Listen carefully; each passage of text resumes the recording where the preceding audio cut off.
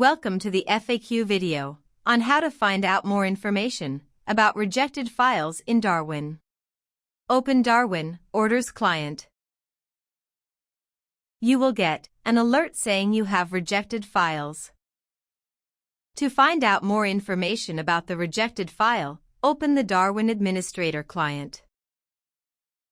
Go to the System Admin section.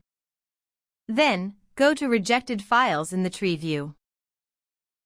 Here you can see the details of all the rejected files, including any reasons why the file has been rejected.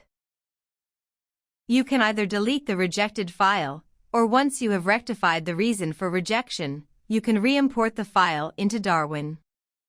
To import the file, click on the Import button and then refresh the table. Click the Refresh button to reload the view, to ensure your file has imported into Darwin successfully. If you need technical support, then please contact our team.